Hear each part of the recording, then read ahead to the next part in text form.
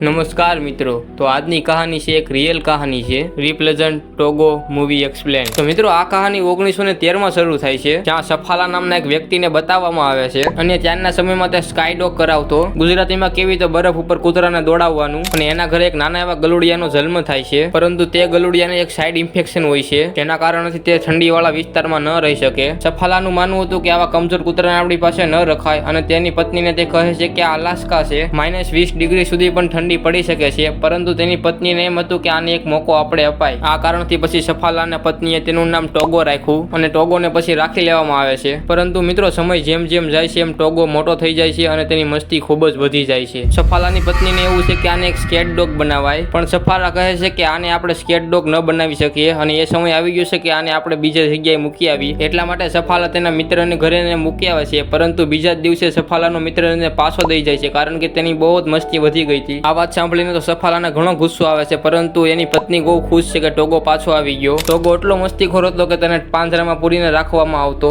પરંતુ મિત્રો ટોગો એક જગ્યાએથી ખાડો કરીને બીજી જગ્યાએ નીકળી જતો હતો, અને ભાગતો ભાગતો તે એ જગ્યાએ જતો કે જ્યાં સફાલા બીજા કૂતરાઓને ટ્રેન કરતો હોય। તે જગ્યા ઉપર જઈને ટોગો બધા કૂતરાને એક બાજુથી બીજી બાજુ લઈ જતો હતો અને તેની ટ્રેનિંગ બગાડતો હતો। સફાલા કંટાળી ગયો કે આ ટોગોનું શું કરીએ, પછી તેને રૂમમાં પૂરી દેવામાં આવે છે, પરંતુ ત્યાંથી નહીં મિત્રો તે ટોગો ભાગી જાય છે, અને જ્યાં તે કૂતરાઓને ટ્રેન કરાવતો ત્યાં પહોંચી જાય છે, અને સફાલા તેની પત્નીને કહે છે કે તારા બદલે જ મેં આ ટોગોને રાખેલો છે। પછી ટોગોને એક બેન પાસે મૂકી દેવામાં આવે છે, કે તે બેનને કહે છે કે આને આખો દિવસ તમારી પાસે જ રાખજો। પરંતુ મિત્રો ટોગો એટલો મસ્તીખોર હતો કે ત્યાંથી પણ કાચની બારી તોડીને ભાગી જાય છે, અને જંગલની વચ્ચે જ્યાં સફાલા તેના કૂતરાઓને ટ્રેનિંગ કરાવતો હોય છે ત્યાં પહોંચી જાય છે। સફાલા જોવે છે કે ટોગોનો પગમાં તો ઘણું બધું લોહી નીકળે છે। આ કારણથી પછી ટોગોને બાંધીને તેની સીટ ઉપર બેસાડે છે, પરંતુ ટોગો હરખું બેસતો નથી, અને પછી ઘણી મહેનત કરી સફાલાએ, પરંતુ ટોગો નથી બેસતો। એટલા માટે પછી ના છૂટકે ટોગોને બધા કૂતરા સાથે બાંધવો પડ્યો। ટોગોના પગમાં વાગ્યું હતું, પણ તો પણ બધા કરતા વધારે તે ભાગે છે, અને પછી સફાલા ટોગોને સૌથી આગળ બાંધે છે, કારણ કે તે બહુ મસ્ત લીડ કરતો હતો એટલા માટે। ઘરે પૂગતા પૂગતા ટોગો સૌથી આગળ હતો, અને ટોગોને જરીક પણ થાક નહોતો લાગ્યો, અને તેને ઘરે આવીને સફાલા તેની પત્નીને કહે છે કે આ ડોગ મામૂલી ડોગ નથી, આ ડોગને કોકે પહેલેથી જ ટ્રેનિંગ આપી હોય તેવું લાગે છે મને। ટોગોને પછી લીડ ડોગ બનાવવામાં આવ્યો, અને પછી સફાલામાં અને આસ્કામાં કેટલી પણ મેચો થઈ તેમાં વિનર સફાલા થયો હતો, જેના કારણે ટોગો અને સફાલા ખૂબ જ ફેમસ થાય છે, અને ધીરે ધીરે સમય વીતતો જાય છે, અને 12 વર્ષ પછી ઠીક 1925માં અલાસ્કા પાછો ગયો હતો એકવાર, અને તેના શહેર તે પાછો આવે છે, અને સફાલા તેના શહેરમાં જેમ જ એન્ટર થાય છે તેમ તેને વાત મળે છે કે આ શહેરમાં અત્યારે બહુ મોટી મહામારીનો રોગ આવેલો છે, જે રોગના લક્ષણ નાના બાળકોમાં તો ખૂબ જ વધારે દેખાઈ રહ્યા છે, અને મિત્રો એ બીમારીનું નામ છે ડિપ્થેરિયા। અને ત્યાંનો મેયર એક મીટિંગ બોલાવે છે, અને તે મીટિંગમાં શું થયું તો મિત્રો એ જાણવા માટે પાર્ટ 2 જોવાનું ભૂલશો નહીં। તમારે પણ મિત્રો સાંભળવું એ પાર્ટ 2 ની કહાની તો કોમેન્ટમાં લખવાનું ભૂલશો નહીં પાર્ટ 2। તો મળીએ સીધા પાર્ટ 2 માં।